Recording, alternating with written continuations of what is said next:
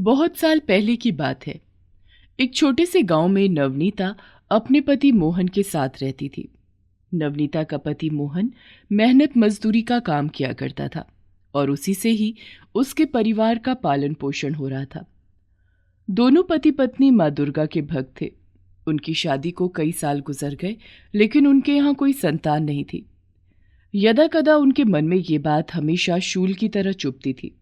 एक बार नवरात्रि पर पति पत्नी दोनों ने माँ दुर्गा के व्रत रखे। हे माता रानी, बरसों बीत गए आपकी पूजा अर्चना करते हुए। मन में एक आस हमेशा बनी रही कि इस साल नहीं तो अगले साल मेरी गोद भी भर जाएगी, लेकिन आपकी कृपा मुझ पर नहीं हुई और अब तो लगता है कि मैं बेऔलाद मर जाऊंगी। न मुंह में पानी डालने वाला कोई रहेगा, न सेवा करने वाला। हे माँ, तू सभी पर अपनी कृपा करती है, क्या मैं तेरी कृपा से वंचित रहूंगी? और उधर आज मोहन भी माता रानी से यही बोल रहा था। माता रानी, मैंने अपने जीवन के 40 बसंत देख लिए। सोचा था घर में औलाद होगी तो बुढ़ापे का सहारा बनेगी, पर मां लगता है तेरी कृपा हम पर नहीं होगी, या शायद हमारी भक्ति में कोई कमी रह गई है। दोनों पति पत्नी उदास थे। पूजा अर्चना करने के बाद मोहन अपने काम पर निकल जाता है। मोहन जहां काम कर रहा था वहां पर एक हादसा हो जाता है, जिसमें मोहन को काफी चोट आती है। जख्मी हालत में वो घर आता है तो नवनीता ये देखकर घबरा जाती है। हे माता रानी, आज ही तेरे नवरात्रि शुरू हुए और आज ऐसा कुछ हो गया। क्या हमारी भक्ति में कोई कमी रह गई है? अगर हम दोनों से कोई भूल चूक हो गई हो तो हमें क्षमा करना। हर बात के लिए माता रानी को दोष मत दिया कर। अरे मेरा ही हाथ फिसल गया था उस जगह से, इसलिए मैं गिर गया। तू तो माता रानी का बस शुक्र अदा कर कि मैं पत्थरों पर गिरने के बाद भी इतना घायल नहीं हुआ। शाम का समय था। अचानक से बारिश शुरू हो जाती है। ये कैसा अजीब सा मौसम हो रखा है? इस मौसम में बारिश तो होती ही नहीं, और देखो तो क्या मूसलाधार बारिश हो रही है। यूं दरवाजे पर खड़ी होकर बारिश देखती रहेगी तो तू भी बीमार पड़ जाएगी। अंदर आजा। नवनीता दरवाजा बंद कर अंदर आ जाती है। थोड़ी देर बाद ही जोर जोर से दरवाजा बजने की आवाज आती है। इस समय कौन आया होगा? तू रुक, मैं दरवाजा खोलता हूँ। मोहन जैसे ही दरवाजा खोलता है, बाहर 9 छोटी लड़कियां बारिश में बुरी तरह भीगी हुई खड़ी थी। अरे अरे अरे बच्चों, तुम लोग कौन हो और यहाँ बारिश में भीगते हुए क्या कर रहे हो? जल्दी से अंदर आ जाओ, वरना तुम सबको ठंड लग जाएगी। वो 9 बच्चियां अंदर आ जाती हैं। नवनीता उन लड़कियों को देखकर हैरान होती है और अरे बच्चों, तुम लोग कहाँ से आई हो? और इस समय रात को तुम क्या कर रही हो? मेरा नाम दुर्गा है और ये सब मेरी बहनें हैं। आप लोग सोच रहे होंगे कि 9 बहनें एक ही उम्र की कैसे हो सकती हैं? तो मैं आपको बता दूं कि हम सब एक अनाथ आश्रम में रहते थे और अभी शाम को वहां से हम लोग निकल आए, क्योंकि वहां पर कुछ लोगों ने आकर हंगामा मचा दिया। बारिश बहुत तेज हो रही थी, इसलिए हम लोगों ने आपके घर का दरवाजा बचाया। क्या हम सब आपके पास रुक सकते हैं? ओह, तुम्हारे ऊपर तो विपदा टूट पड़ी। पहले तो तुम सब आराम से बैठ जाओ, मैं तुम्हें कपड़ा ला कर देती हूँ। तुम अपना सर और हाथ पैर पोंछ लो। और पता नहीं तुम लोगों ने कुछ खाया भी है या नहीं, मैं कुछ बना देती हूँ। माँ, ज्यादा परेशान होने की जरूरत नहीं है। घर में जो कुछ भी होगा हम वही खा लेंगे। बच्ची के मुंह से माँ सुनकर नवनीता की आंखें भर आती हैं और वो खुशी से रसोई में जाकर देखती है तो केवल आटा रखा हुआ था। वो उन सब बच्चों के लिए नमक डालकर रोटियां बना देती है और उन्हें खाने के लिए देती है। माँ, बहुत ही स्वादिष्ट रोटियां थी। भूखे पेट तो दिमाग भी काम नहीं कर रहा था। नवनीता, एक तो ये बेचारी अनाथ है और ऊपर से सारी लड़कियां। इनको इस तरह हम यहाँ से नहीं जाने देंगे। नवनीता रूखा सूखा खा लेंगे, लेकिन अब ये बच्चियां यहीं रहेंगी। हाँ जी, मेरे मन में भी यही बात आ रही थी। भला इन 9 बच्चों को हम कहाँ ऐसे जाने देंगे? ये घर में रहेंगी तो रौनक भी रहेगी। पहले मैं इन लोगों के सोने का इंतजाम कर देती हूँ। नवनीता अपने घर में रखे हुए संदूक को खोलती है और उसमें से 2-3 पुरानी चादरें निकालकर जमीन पर बिछा देती है। चलो बच्चों, रात काफी हो गई है, अभी तुम सब सो जाओ, हम लोग कल सुबह बात करेंगे।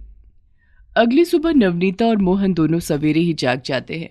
वो देखते हैं कि सारी लड़कियां आराम से सो रही हैं।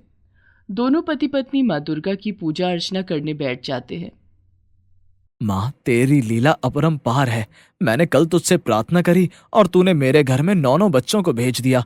रूखा सूखा ही सही, पर मैं इन लड़कियों को अब कहीं नहीं जाने दूंगा। हे माता रानी, मुझ पर कृपा करना कि ये कभी इस घर में भूखी ना सोएं।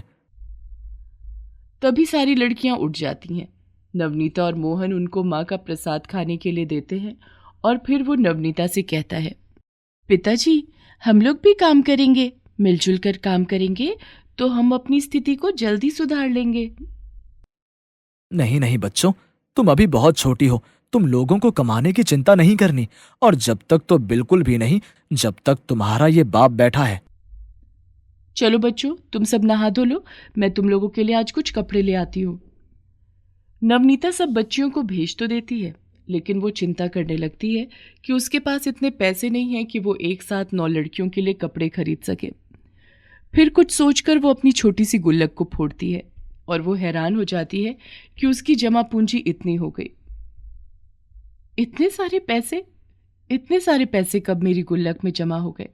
मैं हिसाब लगाऊं तो कम से कम मेरी गुल्लक में अभी 3-4 हज़ार रुपये ऊपर होने चाहिए। लेकिन ये क्या, इसमें तो पूरे 50,000 रुपये हैं। हो सकता है जो माता रानी तेरी कृपा है मुझ पर, मेरे घर आई ये सारी कन्याएं मेरे लिए भाग्यशाली हैं। देखो तो, इनके नाम के पैसे पहले से जमा थे। नवनीता खुशी खुशी सारी लड़कियों को लेकर बाजार जाती है। उन सबको वो कपड़े दिलाती है और उनके खाने पीने के लिए सामान भी खरीद लेती है। नवनीता हैरान थी कि आज उसकी रसोई काफी भरी भरी लग रही थी। माँ, आज तुम आराम करो क्योंकि तुम्हारा व्रत है। आज का सारा खाना हम लोग मिलकर बनाएंगे। नहीं नहीं बच्चों, चूल्हे में तुम्हारा हाथ जल जाएगा। हमें कुछ नहीं होगा, अब आप आराम से बैठ जाओ और खाना तो हम लोग ही मिलकर बनाएंगे। वो नवनीता को रसोई में नहीं आने देते और थोड़ी ही देर में 9 की 9 लड़कियां बहुत सारा खाना बना लेती हैं। तब तक मोहन वापस आ जाता है और घर से आती हुई स्वादिष्ट भोजन की खुशबू से उसे भूख लग जाती है। कितना स्वादिष्ट भोजन बना होगा, बाहर तक खुशबू आ रही है। अगर आज मेरा व्रत ना होता तो आज मैं इन बच्चियों के हाथ का बना खाना जरूर खाता। पिताजी, हमने तो सारा खाना ही व्रत का बनाया है। मेरी किस्मत कितनी अच्छी है, माता रानी ने मेरे घर 9 लड़कियां भेज दी। इनके आने से तो मेरी सारी चिंता ही खत्म हो गई है। तुम्हें पता है, सुबह से इन लोगों ने मुझे हिलने तक नहीं दिया, सारा काम खुद ही कर रही हैं। देखते ही देखते नवरात्रे भी खत्म हो जाते हैं और वो सारे खुशी खुशी उस घर में रह रहे थे कि एक दिन एक आदमी आकर जोर जोर से दरवाजा बजाता है। अरे भाई साहब, आप? कहाँ है वो मोहन? पिछले 4 महीने से मुझे कहते हुए आ रहा है, अब किराया दूंगा, अब किराया दूंगा, और जब किराया लेने आता हूँ तो कहता है अगले महीने दूंगा। बस बहुत हो गया, तुम लोग कल सुबह तक ये घर खाली कर दो। भाई साहब, ऐसा मत कहिए, मेरे पास कुछ पैसे रखे हैं, मैं थोड़ा किराया दे देती हूँ, बाकी का किराया अगले महीने तक दे देंगे। नवनीता गुल्लक से निकले हुए पैसों में से बचे पैसों को गिनती है और उसमें से कुछ पैसे निकालकर मकान मालिक को दे देती है।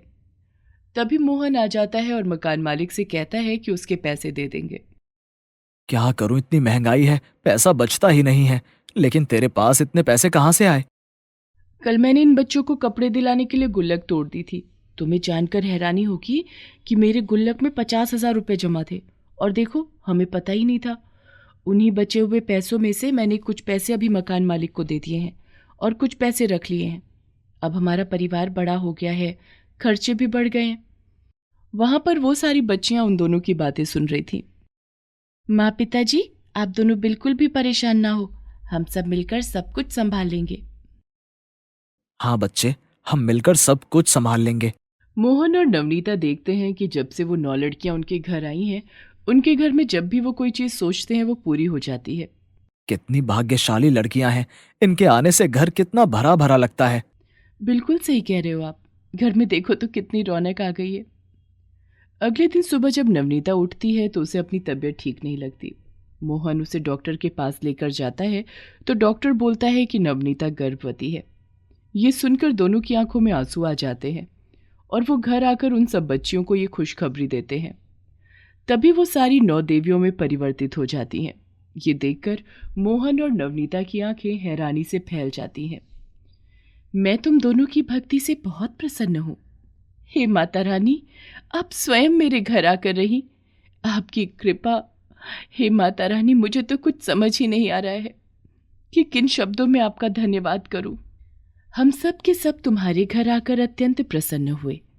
तुमने हम सब की जो इतनी सेवा करी है, उसके फलस्वरूप तुम लोगों की इच्छा पूरी हो रही है।